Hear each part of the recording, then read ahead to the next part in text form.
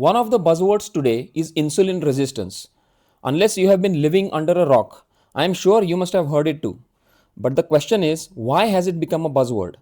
Well, because it leads to pre-diabetes and then diabetes. But it goes undetected for years or even decades because most doctors test only blood sugar, which remains normal for all these years while insulin resistance gets worse.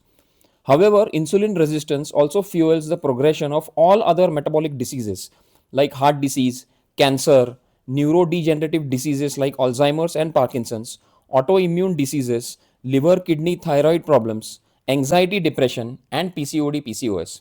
That is why it is very important for you to understand what insulin resistance exactly is, what causes insulin resistance, and most importantly, what you can do to prevent it or reverse it if you have already got it. I will help you understand all that in the insulin resistance story. So stay tuned till the very end.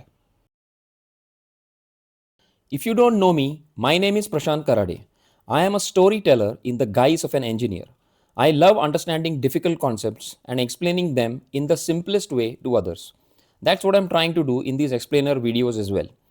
After you are done watching this video all the way to the end, drop a comment and let me know how well I did. I am what you can call a hardcore techie. I did my electrical engineering from IIT Bombay, masters from Vanderbilt University, started my career at Intel and worked in the Silicon Valley for 6 years. When I tell that to people, they go, "Wow, that's awesome." But then when I tell them that I came back to India for good, many ask me, "What the heck did you do that for?"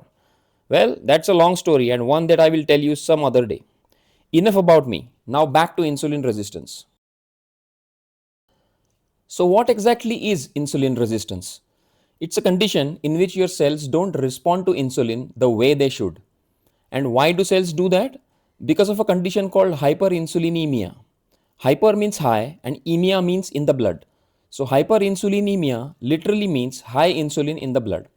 First of all, that word is very difficult to say. Try it and you will know what I'm talking about. Also, it sounds scary. A part of me thinks that they made up such big and scary sounding words to do just that, to scare you and intimidate you. That's a story for some other day as well. By the way, my team and I have created a series of posts on Instagram called Darna Mana Hai. They explain the meaning of such big scary words. Check it out. Okay, so why do cells stop responding to insulin when it is high all the time? Do you remember the boy who cried wolf story? Why did people stop responding to him? Because he cried wolf all the time. That's exactly what happens in hyperinsulinemia. The cells say, "What the heck, this hormone is always high, so I won't pay much attention to it." And what do you think happens when cells stop responding to insulin the way they should?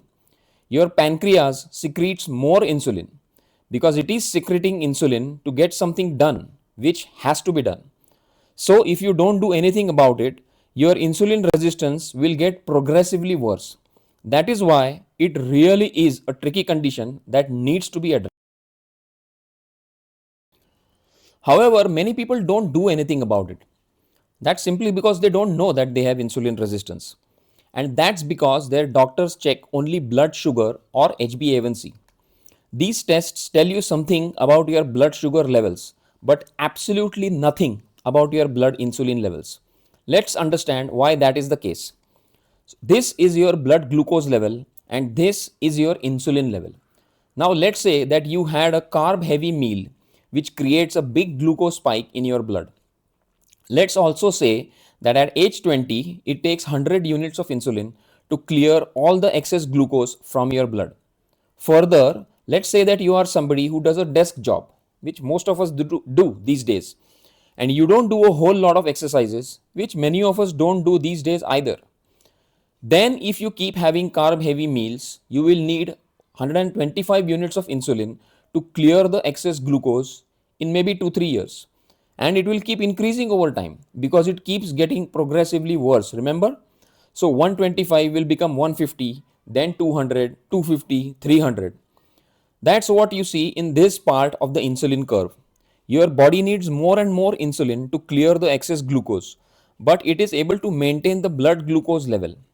That is why if you measure your blood glucose level or HbA1c, they will come out to be normal. At this point, your body reaches the peak of its insulin production capacity, say 300 units. But if you don't change your ways, your body's insulin requirement keeps going up. So now your body is not able to maintain the blood glucose level, and that's when it starts rising, which is what you see in this part of the glucose curve. Although they have not shown that in this diagram, it stands to reason that you could stay at this peak level for a few years. But after that, the insulin production capacity starts to decrease because the beta cells in your pancreas start to burn out. Remember, your insulin requirement was increasing when the blood sugar was normal. Now your blood sugar level is higher than normal. So your insulin requirement has gone up. But your insulin production is not increasing, or it is not even flat. It is falling. That's doubly or maybe triply worse. That's when you get pre-diabetes and then diabetes a few years later. So you start out here. At some point, your HbA1c crosses 5.7, which is when you become pre-diabetic. A few years later, it crosses 6.5, which is when you are declared to be a diabetic. If and when that happens, you could say, my body let me down. My response would be, no way, it did not. On the contrary, it fought valiantly. But you didn't help it. You could have stopped or at least reduced your consumption of carb heavy meals, or reduced your sitting time and got more natural movement throughout the day, or started doing exercises including strength training. But you did none of that. So eventually your body just got overwhelmed. That's what happened. But you have the power to change and give your body the support that it needs and deserves. You can do that by decreasing your consumption of energy dense foods and increasing your consumption of nutrient dense foods, by sitting less and moving more. You can do this even if you are a busy professional. For example, you can walk while you talk on the phone. You can stop taking the elevator and start taking the stairs instead. That will give you a big bang for your buck. By the way, it doesn't take even 5 minutes to climb up 10 floors and come back down. I have actually timed myself. I do it in about 3.5. And lastly, by doing strength training, that has a huge impact on blood glucose control. If you do that, your body will fight like a gladiator and reverse the insulin resistance. Is it really possible to reverse insulin resistance? Absolutely. I have done it.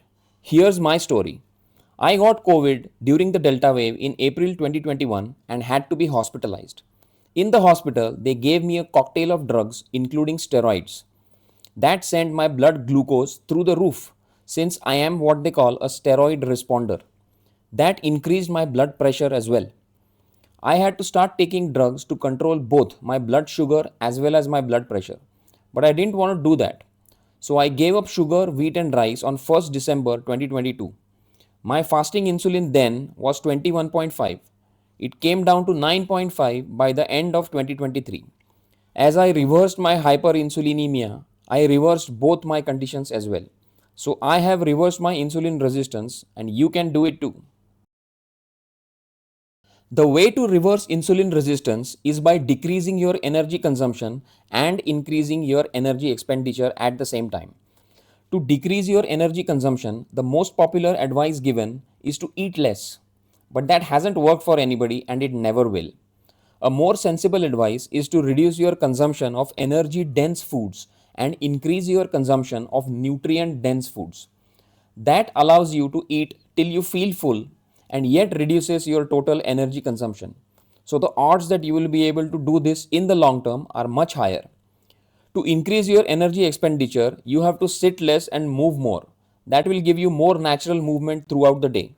And you have to start doing exercises, including strength training, 2-3 times a week. In other words, launch the triple attack and do it consistently. Thank you for seeing this video all the way to the end. I hope you now have a clear understanding of what insulin resistance is, what causes it, and most importantly, what you can do to reverse it. If you do, please drop a comment and let me know. Also hit the like button and share this video with your loved ones as well. And don't forget to subscribe to the channel and hit the bell icon so that you will get notifications when I post new videos. And you can download the One Step app and start using it for free. It is available on the App Store as well as the Play Store. You can pause the video and scan the QR code of the links. I have also added them in the description. Signing up takes only a couple of minutes. The For You screen shows you personalized recommendations. There are many ways to learn more about health related topics. You can start doing any of the individual activities that actually help you improve your health, or you can sign up for one of the ready made activity plans and get started literally in minutes. You can also track your progress to ensure that you are going in the right direction. That's it for now, and I'll see you in the next one.